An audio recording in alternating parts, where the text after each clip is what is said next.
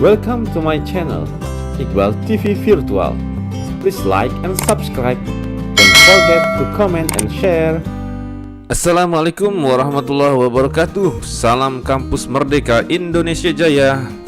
Salam Pancasila. Bersama Universitas Lampung, Tutwuri Handayani, apa kabar adik-adik semua yang berada di Prodi Sarjana Biologi Terapan dan pada seluruh pembelajar di Indonesia, baik itu dari mahasiswa farmasi, dari mahasiswa kedokteran, dari mahasiswa kebidanan, mahasiswa keperawatan, ataupun siapa saja yang ingin belajar. Dan ini memang khusus untuk adik-adik di mahasiswa Biologi Terapan Fakultas MIPA Universitas Lampung ya. Baik, kita akan berbicara tentang apa itu komoditi herbal. Komoditi herbal ya, jadi kita memang belajar tentang fitofarmaka, dan fitofarmaka itu adalah bagian dari obatan tradisional ya, obatan tradisional, salah satu yang menggunakan bahan alam yang berbeda tingkat derajatnya ya, seperti yang sudah kita bahas di pertemuan-pertemuan sebelumnya ya. Yang menjadi learning objektif kita kali ini, kita mengupas tuntas tentang bagaimana itu komoditi herbal ya secara keseluruhan, dan bagaimana bisa herbal ini berpengaruh dalam dunia perdagangan baik dalam negeri maupun luar negeri, sehingga memicu kita semua untuk bisa menjadi wirausahawan dalam herbal ya. Dalam hal ini biologi terapan juga berhubungan dengan dunia kefarmasian ya, oleh karena ada mata kuliah ini ya. Baik, tanpa panjang lebar lagi, yang menjadi titik poin pembelajaran kita adalah kita akan membahas tentang overview tanaman obat secara keseluruhan ya. Kemudian ada konsep produksi tanaman obat, konsumsi tanaman obat, dan juga menyangkut perdagangan dalam negeri maupun luar negeri dari tanaman obat, khususnya di Indonesia. Diharapkan dengan adanya poin-poin ini kita akan menjadi lebih terarah dengan apa yang kita pelajari. Ya, kita tahu tentunya dari awal apa itu tanaman obat ya. Tanaman obat, tanaman yang dijadikan tentunya menjadi obat ya. Kalau tanaman racun berarti tanaman yang dijadikan racun ya, seperti itu. Dengan adanya konsep back to nature ya. Kembali ke alam. Jadi memang pengobatan zaman dulu sudah menggunakan tumbuh-tumbuhan atau bahan alam lainnya. Dan di tengah itu menuju kepada kemajuan ya, teknologi, akhirnya banyak mulai terjadi sintetis ya, bahan obat sintetis. Lalu dirasa ternyata semuanya butuh pelengkap kembali. Setelah obat-obat sintetis itu ternyata meskipun dia berefek cepat, tapi efek sampingnya juga luar biasa dan harganya mahal. Oleh karena itu sekarang gerakan back to nature di abad terakhir ini ya, mudah-mudahan belum kiamat, jadi kembali ke alam lagi, mengeksplor alam lagi. Jadi udah isolasi masih balik kita ke ada ekstraksi, balik lagi. Bedanya yang sekarang adalah tanaman obat melalui pengujian yang dapat dipertanggungjawabkan, baik itu uji praklinis maupun klinis, yang nanti kita bahas juga secara singkat dan sudah dibahas ya. Tentunya tanaman obat itu populer ya, dijadikan obat. Nah, banyak di Indonesia digunakan untuk apa? Tanaman obat itu pada dasarnya digunakan untuk preventif ya dalam kesehatan, untuk tahapan promotif, kuratif, dan maupun tahapan paliatif ya terhadap suatu penyakit. Preventif artinya adalah pencegahan. Promotif, bagaimana mempromot kesehatan menggunakan tanaman-tanaman obat.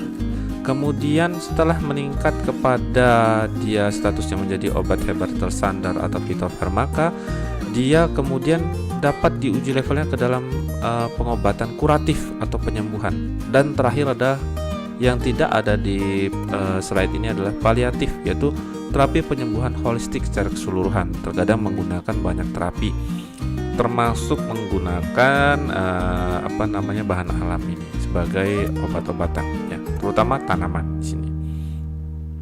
Jadi memang tadinya banyak digunakan seolah-olah herbal ini lebih pada peningkatan imun ya, apalagi di zaman Covid ini.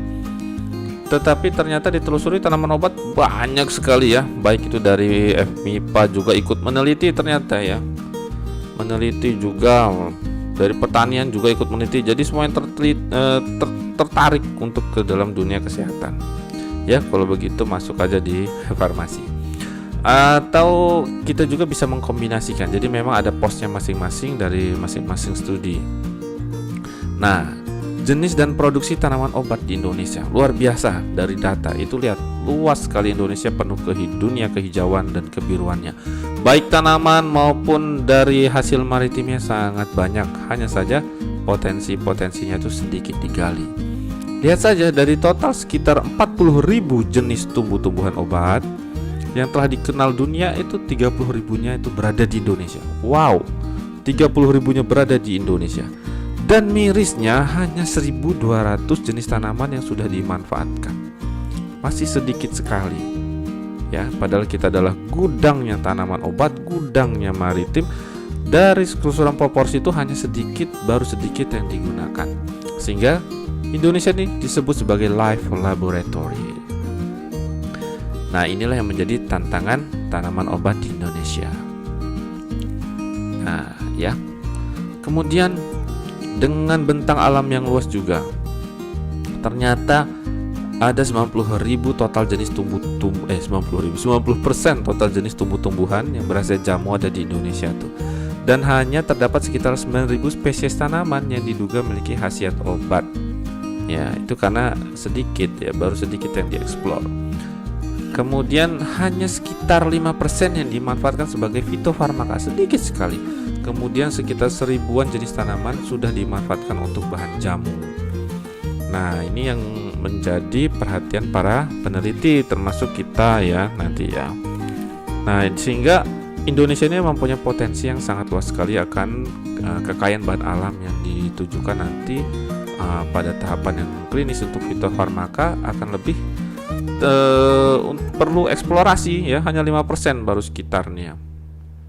Kemudian di Indonesia itu dikategorikan tanaman obat itu sebagai tanaman biofarmaka. Nah, ada fitofarmaka, ada biofarmaka, beda ya, beda. Nah, tanaman di Indonesia itu mencakup apa aja biofarmakanya? 15 jenis tuh yang terkenal. Sebenarnya banyak, tapi yang terkenal kita ya. Jadi ini ada jahe nih. Jahe ini sangat terkenal sekali. Favorit ini Flaus, lengkuas, kencur, kunyit, lempuyang, temulawak, temu ireng, temu kunci, macam-macam di sini sampai kepada sambiloto. Intinya ini sering kita jumpai dalam kehidupan sehari-hari. Tanaman biofarmaka ini mudah didapat dan harganya murah. Itulah kelebihan di Indonesia. Ya, padahal misalnya ginseng saja di Korea Selatan itu sepanjang 20 cm itu harganya bisa 20 juta. Sepanjang hampir setubuh manusia bisa harga 1 miliar. Nah, ternyata tidak kalah penting di Indonesia ini yang kaya akan bahan alamnya ya, tidak kalah dengan Panax ginseng yang ada di Korea yang harganya murah ya, nggak nyampe segitu harganya. Banyak terjual di pasar, di Superindo, di Indomaret, nah itu ada mereknya ya. Di Swalayan, nah itu banyak dan mudah dijumpai. Nah, dari data statistik total produksi ya tahun 2014 nih, tentunya sekarang juga ada perubahan. Tanaman biofarmaka di Indonesia sebesar 555 ribuan kilogram. Jadi mengalami peningkatan dibandingkan tahun 2014. Dan komoditas yang beri kontribusi produksi terbesar terhadap total produksi tanaman biofarmaka apa? Jahe ternyata. Jahe tadi ya favorit, jahe hampir 40%, kunyit hampir 20%. Kapulaga, laos, lengkuas, dan kencur. Nah, inilah tanaman favorit yang ternyata banyak digunakan sebagai tanaman obat. Bahkan sudah diteliti juga untuk berbagai macam aktivitas ya. Untuk penelusuran lebih jauh tentang jahe ya, tentang kunyit, temulawak, kencur, itu ada juga di channel Iqbal TV Virtual ini ya. Di dalam channel ini nanti bisa dilihat di playlist edukasinya tentang farmasi bahan alam. kalau untuk mendalami lebih jauh. Kemudian sementara persentase produksi untuk tanaman biofarmaka lainnya masing-masing kurang dari 5% dari total produksi. Nah, salah satu jenis tanaman obat yang paling populer digunakan untuk bahan jamu dan obat tradisional, jahe, terus meningkat terus produksinya dari tahun ke tahun. Bagaimana statistikanya nanti ada di belakang. Kemudian dibandingkan dengan negara beberapa penghasil jahe, Indonesia adalah negara terbesar keempat penghasil jahe. Kenapa kita kalah ya? Keempat, kita masih kalah dengan Tiongkok, India, dan Nepal. Tentunya ini kaitannya dengan pertanian kita ya. Jadi kita di MIPA atau di farmasi mengeksplorasi, tapi juga harus bekerja sama dengan bagian lain ya, pertanian. Bagaimana pemerintah memacu petani kita, menstimulus, membuat modalnya lebih baik, pendidikannya lebih baik. Ini akan berpengaruh juga. Sehingga konsumsi tanaman obat itu ya dari pasar yang ada itu dikategorikan dalam pasar dalam negeri berasal dari mana? Dari industri usaha obat, tentunya dari industri makanan, farmasi, kosmetik, dan konsumsi langsung rumah tangga. Itu konsumsi tanaman obat polanya. Nah, data-data ini berimbang ya dengan hasil dari data Kementerian Pertanian. Jadi konsumsi itu 63%-nya diserap oleh industri. Industri perusahaannya mencapai 1000-an perusahaan industri obat tradisional dan industri farmasi. Kemudian 14% diantaranya untuk ekspor dan sisanya sebesar 23%. Ya, jadi itulah kegunaannya. Tentunya di industri ini ada juga yang untuk diekspor ya, dan juga untuk konsumsi untuk konsumen di Indonesia. Konsumsi tanaman obat memang banyak didominasi jahe lagi dibandingkan temulawak kunyit kencur. Tapi nggak kalah penting ya temulawak kunyit kencurnya. Seperti itu ya. Terutama sekarang nih banyak digunakan untuk melawan COVID, sebagai pembantu melawan COVID ya. Termasuk saya sendiri pernah menjadi korban COVID ya, menggunakan temulawak, jahe juga, kunyit juga digunakan. Dan terbukti ya, cuman harus diperhatikan cara pakainya ya, tidak sembarangan. Nanti mungkin saya akan membahas di channel ini sendiri ya, membuat tentang panduan COVID menggunakan obat-obatan alam. Nah, hal ini seperti terlihat ya di beberapa jenis biofarmaka, produksinya dari tahun ke tahun meningkat, tapi ada juga yang menurun, biasanya karena gangguan alam dan sebagainya. Kemudian pada tahun 2002 konsumsi jahe itu mencapai 31.000 ton. Nah, dari jumlah tersebut hampir 70% digunakan untuk konsumsi rumah tangga, 13,4% untuk industri obat tradisional, dan 17,44% dikonsumsi oleh industri kecil. Jadi pada intinya sama ya, industri, rumah tangga, kayak gitu, industri sama rumah tangga. Dan jahe adalah yang populer. Nah, tingginya konsumsi jahe sangat terkenal bahkan sampai ke luar negeri, di Jepang, di Amerika, di Eropa. Ini menyebabkan tren perkembangan konsumsi jahe sehingga meningkat. Bahkan ada kafe-kafe jamu misalnya seperti itu, jahe ya, meningkat konsumsinya. Kunyit juga meningkat ya, Kemudian tingginya tren ini dipengaruhi juga karena peningkatan kesadaran masyarakat tuh di situ untuk kembali menggunakan bahan alami yang digunakan sebagai obat. Sehingga kemarin adalah jahe sangat populer sekali saat COVID ya, dicari. Tapi harus hati-hati juga menggunakan jahe ya, nggak sembarangan. Lalu berdasarkan data Kementerian Kesehatan tahun 2016, itu perusahaan industri obat ya tradisional dan industri ekstrak bahan alam IEBA di Indonesia itu ada sebanyak 112 perusahaan. Sedangkan sampai hingga tahun 2015 jumlah usaha kecil obat tanaman dan usaha mikro obat tradisional atau UMOT mencapai hampir 900 perusahaan ya, 828 perusahaan di sini tercatat dan tersebar ya di Jawa Barat dan Jawa Timur. Kemudian bagaimana itu? Tadi sudah penyebarannya ya. Sekarang ada perdagangannya. Berdasarkan sumber tanaman obat yang diperdagangkan di Indonesia itu dapat dibagi menjadi apa? Tanaman obat hasil budidaya. Jadi dengan adanya budidaya oleh instansi atau pihak swasta, dan juga ada tanaman obat hasil pengambilan langsung eksploitasi ya, dari hutan. Ini menyebabkan hasil yang bervariasi sekali. Nah, lebih banyak mana? Ternyata di Indonesia lebih banyak pengambilan langsung dari hutan, hampir 80%, sedangkan ya, hasil budidaya hanya sekitar 20%.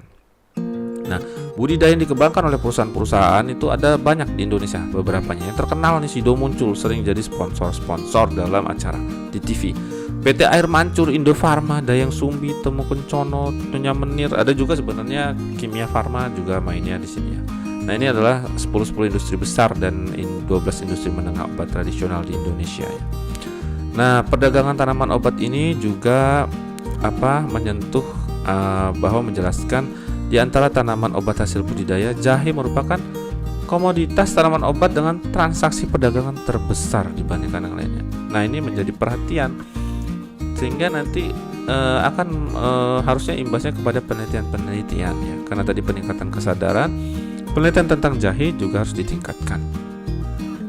Tapi tidak mengurangi pentingnya penelitian terhadap tanaman obat lain yang temulawak, kunyit dan lain-lainnya.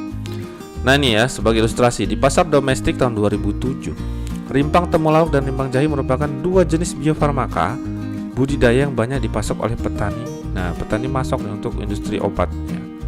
Untuk industri obat sehingga konsumsinya juga meningkat. Dalam perdagangan dunia, jadi di dunia ekspor import gitu ya. Nah, tanaman obat dikelompokkan menjadi ke dalam 6 kelompok HS, Harmonized System. Kelompok 1, nah terdiri dari apa ya? Di situ ada kelompok HS. HS0910, oh kelompoknya jahe, kunyit, kurkuma dan lain-lain. Kelompok 2 HS ini sampai kelompok 6 cengkeh. Nah, perdagangan total terhadap 6 kelompok tanaman ini sebagai tanaman obat mencapai luar biasa nih perdagangannya, 4,3 miliar US dollar pada tahun 2015. Sehingga perdagangan tanaman obat menjadi suatu pendapatan yang menggiurkan juga ya. Jadi dari pemasok, dari petani sampai kepada pengulak, distributor dan eksportir, bahkan bagi bangsa kita sangat berguna sekali. Karena ada tren penggunaan yang positif seperti itu. Nah, memang bervariasi ya, ini kenaikannya dari per kelompok itu. Kemudian importir terbesar untuk komoditas jahe itu ternyata adalah Jepang. Jepang ini importir terbesar. Nah, pangsa impornya mencapai 15,7% untuk jahe. 4 negara importir terbesar lainnya itu negara-negara maju nih, Amerika Serikat, Belanda, Pakistan, Jerman. Nah, kelima negara importir jahe tersebut menguasai 54% sekitar ya pasar. Nilainya luar biasa besar, 406 juta US dollar, sekitar segitu. Jadi negara maju ini banyak mengimpor jahe. Terkadang nih ya, mereka mengolah lagi, masalahnya mengolah lagi sehingga menjualnya lagi ke Indonesia. Nah, itu repotnya. Jadi mempunyai added value yang lebih tinggi. Tetapi mereka juga ada juga yang mengkonsumsi secara langsung seperti tradisional juga. Ketertarikan terhadap tanaman obat ini jadi adalah bukan hanya negara-negara berkembang, negara terbelakang, tetapi negara maju justru sudah menggunakannya. Seperti itu ya. Nah, RRC ya, Tiongkok, Cina ya, merupakan negara yang mengekspor jahe terbesar ya, karena mungkin lahannya luas ya. Dengan pangsa ekspor mencapai 65% tahun 2015. Ya, memang ada naik turun terkadang. Indonesia sendiri hanya mampu berkontribusi 2,6%, jauh ya terhadap ekspor dunia. Kalah kita dengan Belanda, India, Thailand, Peru gitu. Padahal Indonesia tadi live laboratory. Kenapakah itu? Nah, sehingga miris sekali melihat perdagangan tanaman obat di dunia ini kayak gitu ya. Karena pangsa pasarnya besar dan ini menjadi PR kita bersama ya. Seperti itu. WHO saja sudah memprediksi dengan data-data penjualan dan perdagangan yang ada di dunia internasional, memprediksi mencapai 5 triliun US dollar permintaan tanaman obat pada tahun 2050. Ya, prediksi-prediksi ini tentunya nggak sembarangan ya, bukan dari hasil seperti paranormal ngelihat gitu kan, tapi sudah kelihatan dari data-data yang ada, dari trennya, produksinya, perkembangan teknologi. Dia prediksi hasil dari penjualannya dari tahun ke tahun, sehingga dari pemasaran bisa di forecasting. Di negara maju sangat menunjukkan perkembangan yang signifikan juga, di Amerika Serikat, Belanda, dan lainnya. Produksi tanaman obatnya, sebagai negara yang berada di daerah tropis, Indonesia itu punya potensi tanaman obat kedua terbesar di dunia setelah Brazil. Hanya saja tadi itu ya, dengan adanya kendala-kendala ya, mungkin dari investasi yang kurang dan lain sebagainya, sehingga potensi ekspor kita kurang gitu ya, dengan teknologi yang kurang ya, syarat-syarat speknya kurang untuk diekspor. Hal ini tapi menjadi kunci bahwa Indonesia mempunyai keunggulan dari kebanyakan negara lain, dan ini yang harus kita eksplor bersama, baik itu dari biologi terapan ya, dalam hal ini dari farmasi sendiri, dan bekerjasama dengan pertanian, kedokteran, banyak lainnya, ekonomi juga seperti itu ya, kita bekerjasama. Ada memang suatu gambaran tentang pohon industri tanaman obat. Ini misalnya adalah tanaman obat yang kita konsen ya di sini ya, jahe, kuncur, kunyit, temulawak ya, di balik. Jadi prosesnya ini sebagai nama komoditas. Bagaimana mereka bisa dikategorikan, nanti adanya produk setengah jadi, produk jadi, jenis produk jadi. Ketika menjadi produk setengah jadi pati, minyak ekstrak ya, nanti bisa dikembangkan apakah menjadi produk jadinya apa, sebagai kosmetika, makanan, minuman, atau dalam farmasi, industri kecil obat tradisional maupun industri obat tradisionalnya, yang nanti akan digabungkan menjadi apa, tablet, kapsul, sirup, berarti dia dalam ekstrak. Kemudian dalam kosmetika bisa jadi bedak, lulur, makanan, minuman bisa juga diolah menjadi sirup instan, makanan padat. Nah, ini adalah alur pohon industri tanaman obat yang berasal dari bahan benihnya, budidaya, dia dipisahkan ya, kemudian dari simplicia menjadi bahan segar. Nah, ini adalah prosesnya. Lalu kita akan membahas tentang produksi tanaman obatnya.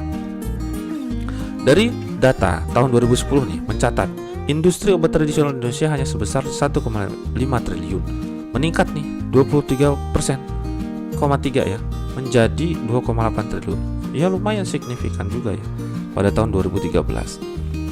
Nah, meskipun di sini catatannya memiliki peluang sangat luar biasa, kendala-kendalanya apa dalam produksi ini?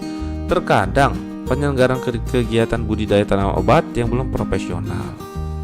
Masih 90% bahan baku berasal dari tumbuhan liar, hutan, dan hasil pekarangan, sehingga belum terstandarisasi. Kemudian minimnya bimbingan pelatihan kepada para petani. Nah, ini tugas dari kampus juga, mahasiswa, dosen, akademisi, praktisi ya, untuk membimbing petani supaya menjadi lebih terstandar ya. Dan kemudian masih minimnya perhatian industri tanaman obat terhadap hasil-hasil penelitian ilmiah. Meskipun sebenarnya di industri obat itu sudah ada bagian research and development-nya, tapi di Indonesia belum terintegrasi nih. Di universitas sudah meneliti jauh, ternyata nggak berintegrasi. Nah, alhamdulillah ini ada sekarang ini mulai digembor-gemborkan keintegrasian antara pemerintah, swasta atau petani nantinya, dan pihak akademisi kampus ya, untuk mengembangkan antara riset dan hasilnya, sehingga ini akan mendukung komoditi herbal kita gitu. Nah, banyak kendala juga dukungan pembiayaan, terutama ini kendala di Indonesia ya, dukungan pembiayaan. Terkadang udah didukung biaya dikorupsi seperti itu. Nah, ini menjadi kendala juga untuk petani, jadi nggak bergairah petaninya ya. Kemudian budidaya tanaman obatnya, ini nanti akan banyak sekali budidaya tanaman obat, tetapi kita tidak membahas secara keseluruhan tanaman, tidak mungkin ya, nanti adik-adik belajar mandiri. Lebih kepada keempat tanaman tadi ya, jahe, kencur, tapi lebih kepada jahe kunyit sih nanti. Ada kencur mungkin ya, temulawak. Dan ini budidaya inilah yang menjadi aset-aset bangsa. Nah, selanjutnya kita akan melanjutkan di sesi kedua ya dari slide ini. Oke, terima kasih.